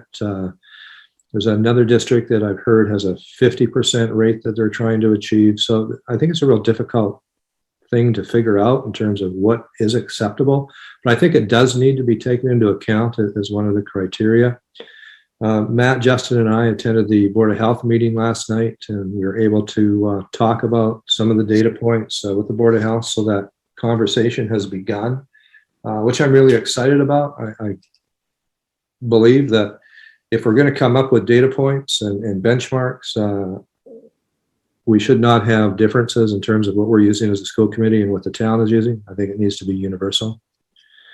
And I think another important thing to say at this point in the conversation is, and it's really the next agenda item, but I really believe that these data points would be referenced throughout the year, no matter what decisions are made, because as we know from the previous year and a half, infection rates change, transmission rates change. So I think it's something that we're going to have to keep our eye on throughout the year. Any comments from Matt and Justin on this? No, I think what we discussed last night, I think that, I think it's important to have an open communication with the Board of Health and to identify what is the best data points we want to look at. I personally think that the testing numbers, our participation is an important data point, and I'd like to get that up. I know other school systems are seeing less numbers than we have, and the DESE isn't necessarily recommending vaccinated students participate, but that's something that I'd like to see us work on, and I think it's something that we may be able to increase participation in through incentive-based ideas. Justin, any other thoughts? I'll just add that we had a conversation about the vaccination rate within the building. I think that's kind of the next topic, but the Board of Health agreed that it would probably be a good thing to know what that vaccination rate is and not be guessing at it or using state data that we don't have a lot of confidence in. And the other important factor that I'll relay back to the school committee was they felt like we should have a clear understanding of how masks would go back on. So in the event that we're ever in a situation where we have I heard the new term, I used to say mask optional, but districts are using mask flexibility now. I like that. So in the event that we're ever in a mask flexible situation where you can unmask if you want to, if you're vaccinated, they wanted it's tough to go concrete information, but they wanted something from us, a statement from us. And I tried to, sort of reassure them that that's probably how this would work. The school committee would authorize the administration or the building leadership to ask students to remask until we get sort of the testing worked out and we isolate the cases and all that stuff. We did a great job of that a couple of weeks ago. But that was sort of one of my takeaways was they want to know from us how masks would go back on, because there's some concern that if masks come off, they're off forever. And that's obviously not what's going to happen. So. Thanks, Matt and Justin. We look at positivity rates. If I just look at that data point, I know of one district that is using less than 3%. And a lot of people aren't at that point yet, but to me that would be a starting point for a conversation perhaps with the Board of Health. I'd like Katrina's input as well. I don't think the first two benchmarks are going to be that difficult to establish. It might be easier just to use the color codes or words rather than actual numbers, but I think that may make the conversation a bit easier for safety check. I mean, we can set a target, and if we feel that that target is necessary for the safety of our staff, students, and community, that's what we will aspire to achieve. The other data points that I've listed are a little more fluid and complicated because they're situational, but I think we need to take those into consideration. And I don't know if we will be able to come up with any finite benchmark, but those are things that we need to consider as well. So I don't think we're that far off, and hopefully not that far off in determining, what are we looking for a green light, and then if we have an increased infection rate, transmission rate, what is the red light? What is the yellow light? At what point in time do we go back to masking for a period of time until those benchmarks are reached again to have mask flexibility? I like that phrase. So I'm optimistic, and I'm hoping the Board of Health next time we have a conversation with them, we can perhaps start nailing down some definitive benchmarks that we could use. Yeah, if I can jump in, I think that's appropriate. As I was thinking about this myself and kind of taking notes and looking back at the slides from last time, it seemed to me there's maybe 2 or 3 of these where we can set a number. I mean, it seemed the members of the community wanted to know what exactly we'd be looking at, what would be the triggers. And there's a couple of these, maybe it's community transmission rate, maybe it's percentage of people in pooled testing. That I think we can, maybe it's community, just absolute number of cases, whatever it is. There might be 2 or 3 of those that become triggers, or those are hard numbers. Some of these, like looking for in-school transmission or clusters, I think that's like, I'd want to know more about what it would look like to put a hard number for in-school transmission. Is it 1 case? Is it 2 cases? If it's 10, that's one thing. But it seems like there's going to be some judgment there on some of these categories that, we as a school committee in some ways are going to have to trust the administration, and members of town might have to trust their elected officials to kind of take all this into consideration as we try to move forward and make sense of this. Does that make sense? Yeah, it does. It does. And I mean, in terms of number of cases in a school, I mean, every school has obviously a number of different grades, and it depends on where those infections are. So, I mean, we've been doing this long enough to figure out where we would begin to feel uncomfortable with the number of COVID cases in a building. So I'm not that concerned. It would be very hard to attach a number, though, because, again, it's so situational. Yeah, and so I think, the process you were outlining, and thank you to you, Justin and Matt, for going to that meeting, of identifying a couple of really key metrics and working with the town Board of Health about what would be appropriate numbers seems like a good path forward. I mean, we can also we'll be able to learn from other folks. I mean, I know the Board of Health took a vote last night, and maybe we can talk about that officially, but we'll be able to watch, like Hopkinton's going to have a 3-week period, and we can see what happens there. We can learn. There may be one other district, I think, that is exercising this option because they've reached a rate. So as we gather information and make plans and talk with town members and Board of Health, we'll also be able to kind of see other people who are walking the path already and see what they experience and what they think. It may be worthwhile reaching out to some of those folks and seeing, hey, what are you learning from this?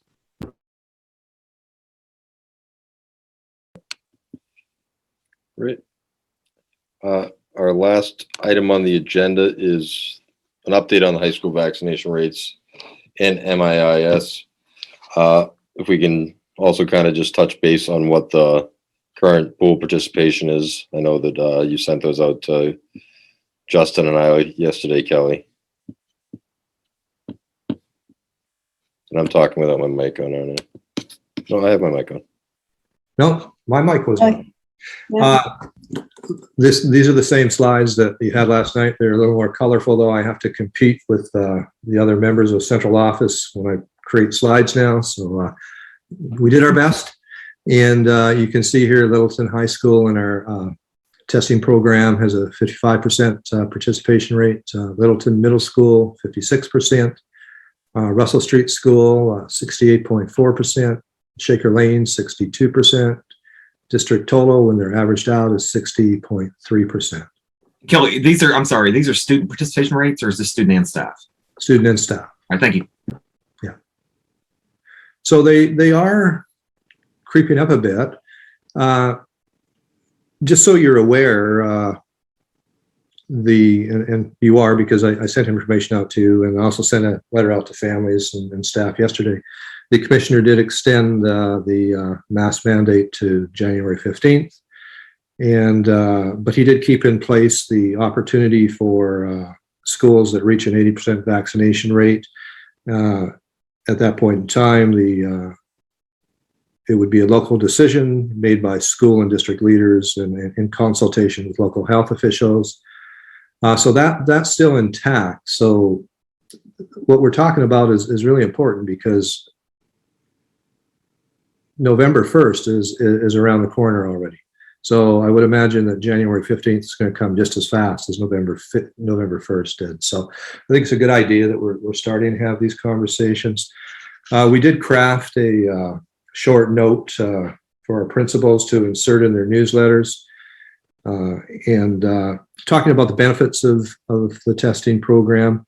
We're also asking teachers in K-5, the principals are more correctly, that they would put in their updates to families on the weekend, that in case you missed it, Principal Kane or Principal Temple sent a message about this and include the message. So it's just another thing we've thought of to try to get participation rates up.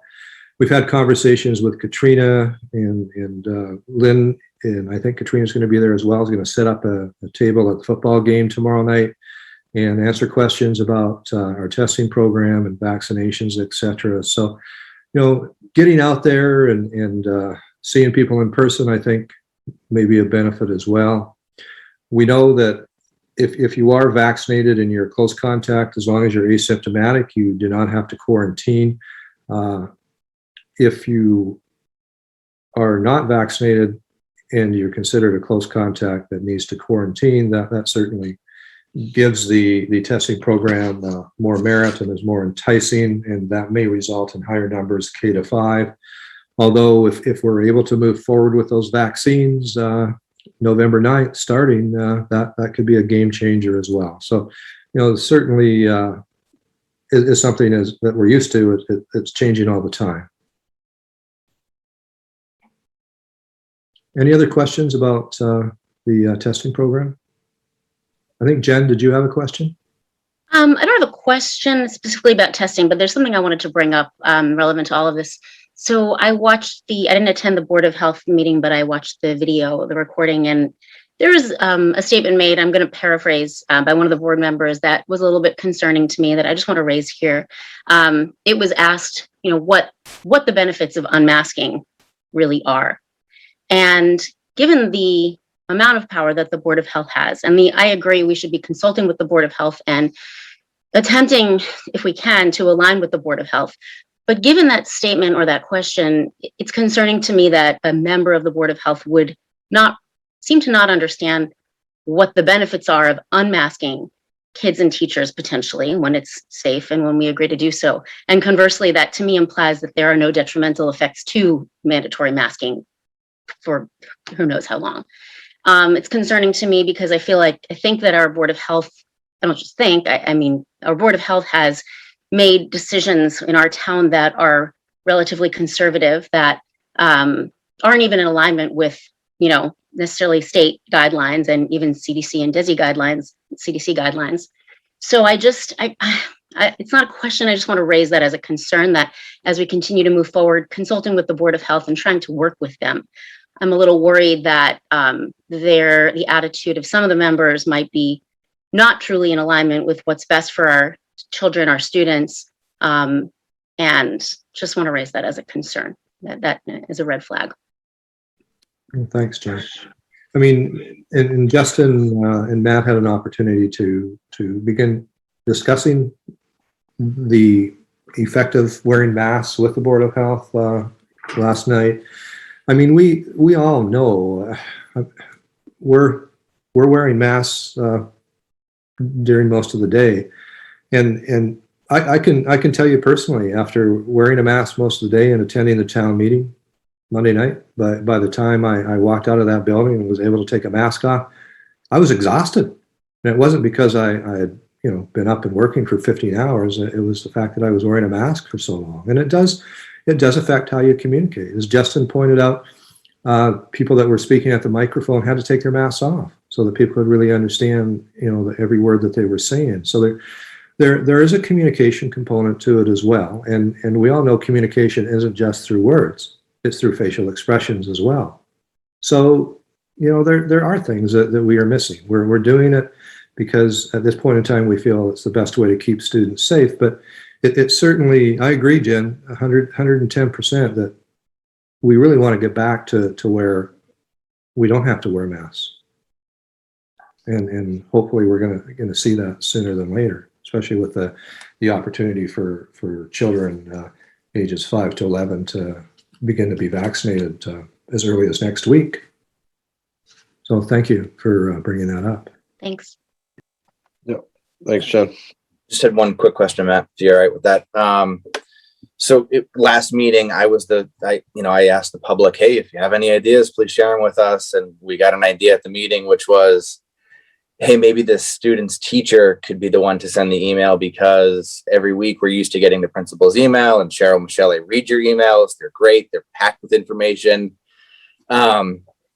Sort of the nurses section is kind of the same every week, which is okay because it's good information. And the good news is that's not changing. But I don't know if we're tracking the sort of the open rate of that email or the response rate. And I think the point was, let's try something different than just including a blurb on testing. So I think the individual's point was, hey, if they got an email that was a form email, but it came from the child's individual teacher, there's a better chance of them opening that email, reading it, and saying, you know what, I've been meaning to sign up for this for a while now. I've been hearing it.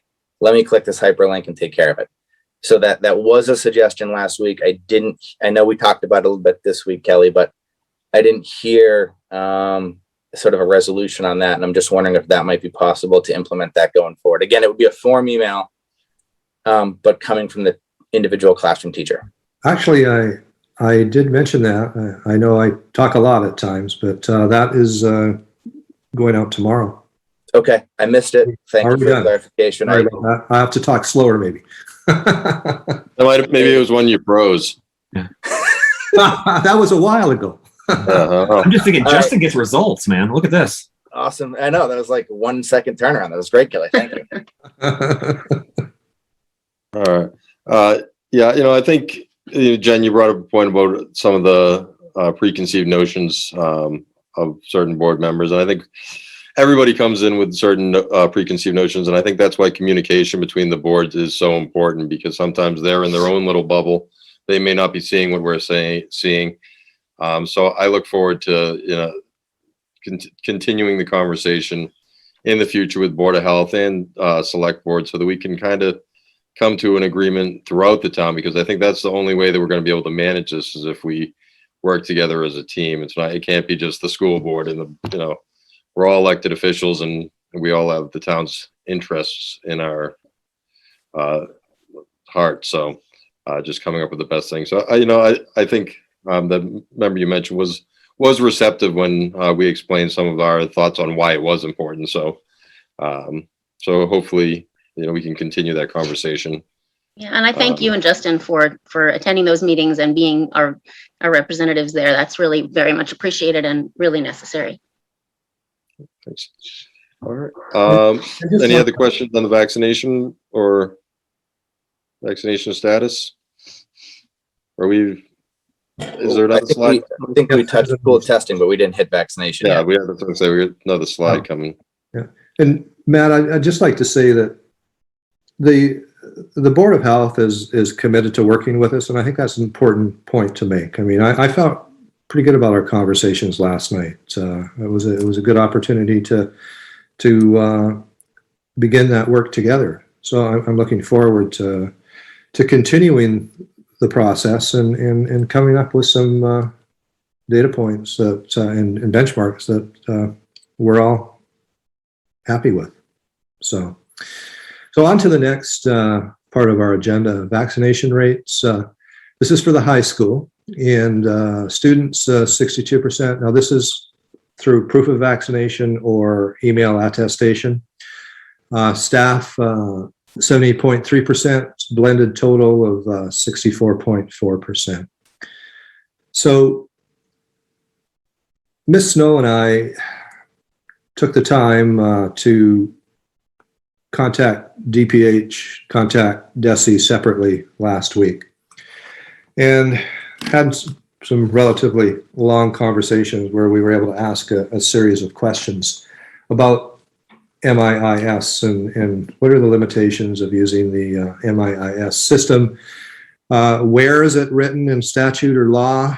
And after we had those conversations, they recommended that we consult with our attorney because there were some gray areas that they could not provide answers to us, and their attorneys recommended that we seek out our attorney for further advice. So we did that, and he rendered a legal opinion. That's what they call these things when they look into statutes and regulations. And I sent the opinion to Matt, so Matt's well aware of its content. But in essence, what the opinion said is if we use the MIIS system to verify as a group what the vaccination rate is without any identification or attempted identification for any use at all, we should be able to do that. That was his determination at that point in time. So the question we're going to have to ask ourselves is this a way that you would like to go about determining what the vaccination rate is at this time at the high school? And to add to that, because we cannot use that data as self-identifying data, if we were at a point where we were able to exercise mask flexibility, we would still require the individual to give us proof of vaccination or an attestation before they would have that choice, because we could not use MIIS for those purposes. So it paid off going back and asking them many, many questions, and we ended up with that result. But that's something I think we have to ask ourselves. Are we comfortable with doing that? I know a few districts have. I know some districts haven't.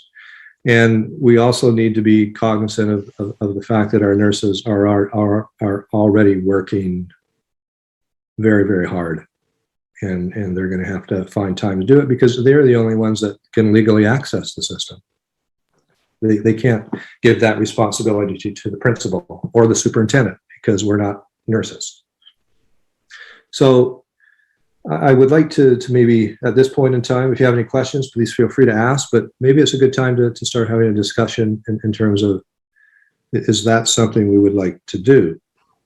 And is this the time to do it if we decide that's the time, that this is what we want to do? Because we now have a January 15th date. We can obviously, if we had the 80%, we could start the process and hopefully we could have data points sooner than later, benchmarks that we could look at. So I think those are the things that we need to discuss this evening. So Kelly, if I can jump in first, I'm sorry. I guess I have a question and then just two comments. First, I want to make sure I understand what verify as a group without identification means. Sure.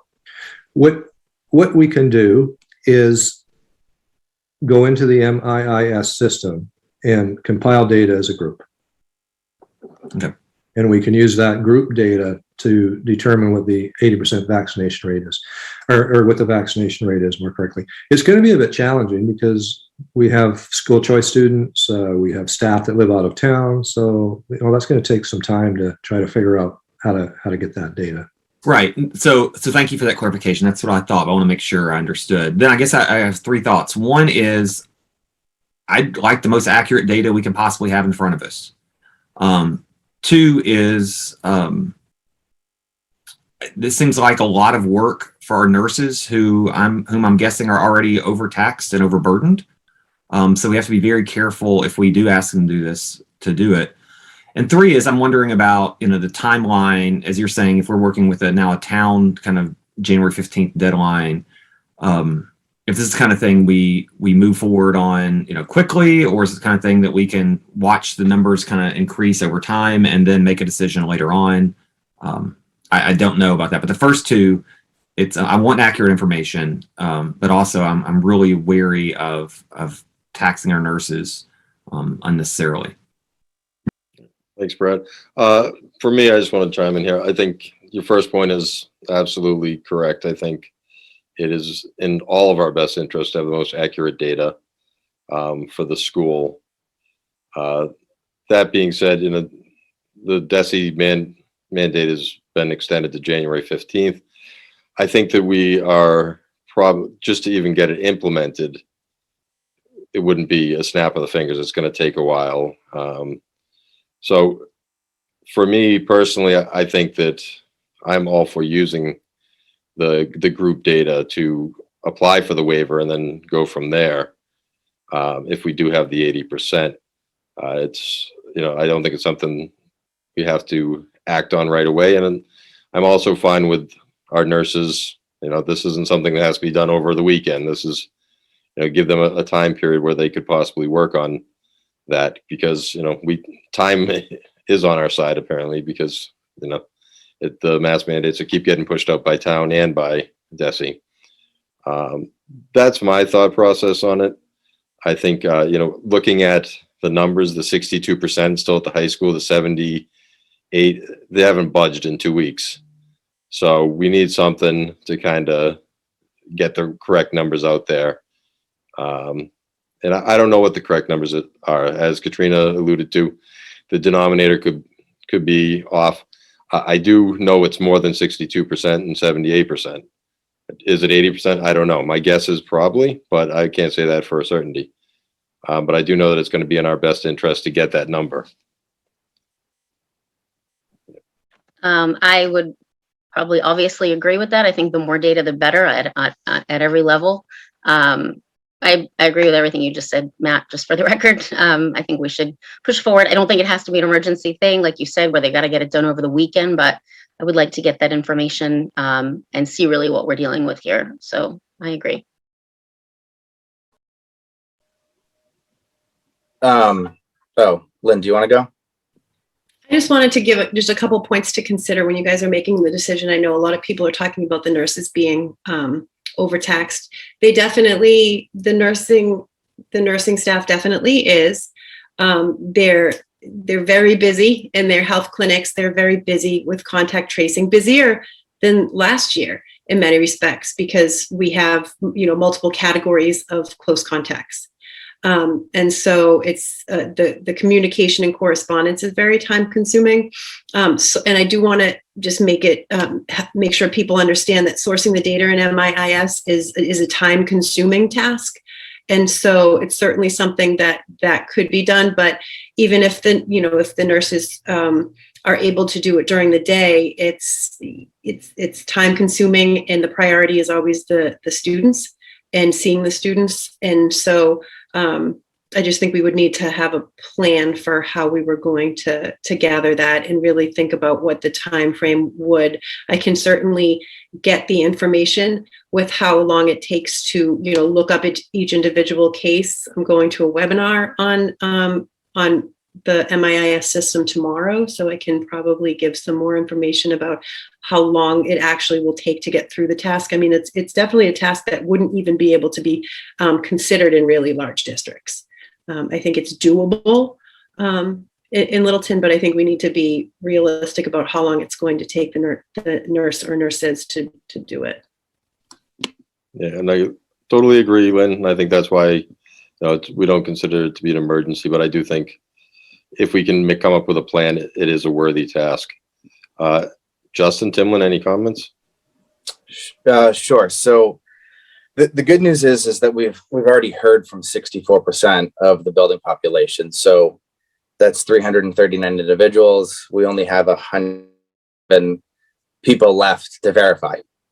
Kelly, I'm glad that you came to the same conclusion that I did. I talked to DOE, I talked to Hopkinton, I talked to Ashland. As if we're all not busy enough, I watched the Hopkinton School Committee meeting. They thought it was going to take them about 40 man hours to process about 2,300 registrations, and we only have 187 left to go. So I'm not saying that that's not a difficult task or an unnecessary task, but it's certainly something that's well within our wheelhouse. My suggestion would be, let's communicate to the building that we're going to give you another 2 weeks to turn in your cards. We want the cards because that saves the nurses some manpower. And after a 2-week time frame, we're going to move forward because we want to know the data point. And I want to be very clear that we're not moving forward with a decision because we don't have the ability to make a decision. The Board of Health made that very clear last night that they're going to be the ones making the decision on this. They made the townwide mask mandate effective through January 15th because that's what DESE recommends. So unfortunately, we have a townwide mask mandate in place for the entire town because they want to align the schools with DESE's most conservative option for Littleton. But I just wanted to bring to your attention that I do think we should collect cards, make a best effort to collect cards. But after another week or two, at that point, I think we're actually spinning our own wheels and wasting our own time. And we should just get the data and then consult with the Board of Health on trying to come up with a plan. The other thing I'll say is Hopkinton ran a survey among the students. If we wanted to run a survey among students and staff, I don't think that's necessarily a bad idea, because I'll be honest with you, if the building population doesn't want this, if they actually want to be in masks, then again, we're wasting our time. But if we find that the majority or the overwhelming majority, as we might speculate, want to at some point have mask flexibility, then I do think that this is worth advocating for. Certainly the position I've been taking for some time now. But I think a survey, we did a lot of surveys last year. I think we're due for one. I would be open to that, but we only have 187 people left to verify, and we can get it done. I have a lot of confidence. So thank you. Yeah. And as you mentioned, the January 15th date, I don't think that's an arbitrary date. I think that kind of comes with the 2 weeks after New Year's. Again, that's kind of what we saw with the transmission, the holiday season coming up. So I think that's what DESE had in mind. I think that also has a lot to do with the timeline schedule for 5 to 11-year-old vaccination. Right. With the second dose, likely. So, but yes, I agree. Yeah. Timlin, any thoughts? No, I agree with everyone about the data points. I think we should reach out to parents again. I really just wish everyone would bring their, send their vaccination cards in to save our nurses the time so that we don't have to hit this MIS database,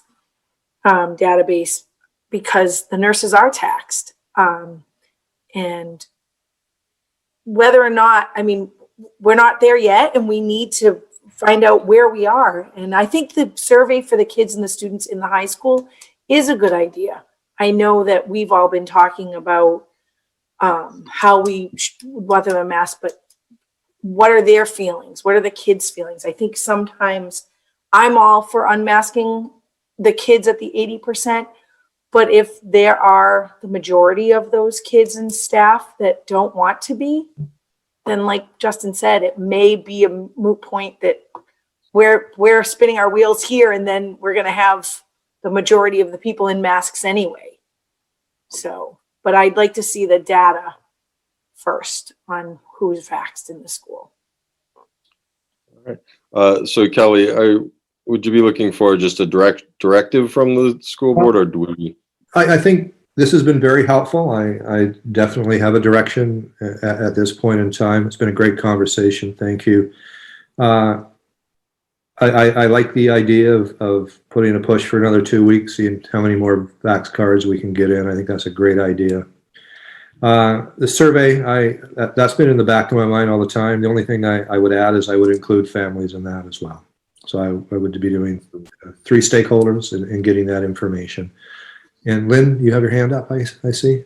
Since I'm going to be at the football game doing pool testing, I'd be happy to enter Vax Data too. And so maybe we can just put out a notice that if anybody wants to come with their Vax card, I can certainly enter that into Aspen while I'm there. That's a great idea. Thank you. I know Katrina's going to be there too, helping out with that. So we appreciate all the volunteers who are going down and trying to get that information, increase pool testing, and also, of course, support our Tigers. And yeah, and I'd also like to ask that the school committee, if they are on their social media sites, to keep advertising the benefits of our testing program, and also maybe post the importance of getting proof of vaccination. I mean, I can't emphasize enough how more efficient it is during contact tracing if we have that information on file. It cuts down the time tremendously. And that's what's taking a lot of our nurses' time now, is when we have close contacts. It takes an unbelievable amount of time, because we're looking at 17 to 25 close contacts per individual. And then we have to tease out which ones do not need to quarantine. And as we all know, one of those criteria is if you're vaccinated and asymptomatic. So if we have that information, it just streamlines the process so much more, and it helps us tremendously. Yeah, I don't think that, I could be wrong, but I don't think most parents think about that aspect of it, Kelly. So I think that would be a good thing to emphasize, play on people's empathy for our nursing staff who are, doing such a great job. The other thing I doubt most people realize is that, as I think Justin said, if we do even get to the 80% right now, the Board of Health mandate supersedes our ability to get a mask exemption. And so, I think some families are nervous to see what we do with the data if they report it. And I just think they can take that concern off the table right now. So I think the messaging will be important to include some of those points. right, I think communication is key to having, face-to-face communication. If we can get Lynn and Katrina like a megaphone tomorrow night for the game, they can kind of get everyone's attention to come on over. I would like one of those Bill Belichick headsets too, if possible. Yeah, they don't allow cowbells. I know that because I know a few people who have gotten them taken away. So I don't know about megaphones. We'll see. Is Fontanella still doing the announcing? Actually, it's been Zach Hurdle has been doing the announcing. I thought it was Fonta's the TV broadcast. Yeah. All right. So, any other questions on vaccinations right now? Okay. This brings us to our second opportunity for interested citizens. Do not have any raised hands. Okay, and we'll move on to subcommittee reports. PMBC, Nothing to report. budget. Budget subcommittee has a meeting scheduled for not next week, but the week after. So at our next school committee meeting, we'll come back with all types of interesting budget information. I can't wait. CPAC. CPAC, Matt, is planning a basic rights workshop for understanding the IEP process put on by the Federation for Children with Special Needs. I've gone to one of these before. They're really, really helpful. This one's going to be Thursday night on November 16th between 7 to 9 o'clock. I believe it's virtual, and we'll get more information out through the website and Facebook page. And also, on behalf of CPAC, I may ask Kelly or Lynn or somebody for an update at some point about how the dyslexia screening's going in the pre-K through 2. Not now, but just a little more information on how that's going would be really helpful at some point. Thank you. And lastly, Policy Subcommittee. No, nothing to report. Okay. We will require an executive session tonight, so at this point, I would accept a motion to move into executive session with no intention of returning to open session. I'll make a motion to move to executive session with no intent to return to regular session. Second. Motion made and seconded. This is a roll call vote. Jen? Jen Gold, yes. Brad? Brad Austin, yes. Timolin? Timolin Rossius, yes. Justin? Justin McCarthy, yes. Matt Hunt votes yes as well. We will be back on November 18th for our regular meeting. We'll be off on Veterans Day, so we will see you then. Hopefully we'll have some more information for you. Thanks, everyone. Yeah, Matt, I'm not sure. I don't think Dorothy created an I was going to executive say. session. No, I didn't. I just texted you, Dr. Clenchey. I'll send you guys an invite right now. Perfect. Okay. Thank you. Great. Thank you. Thanks, y'all. Perfect. We can all stop panicking. Okay.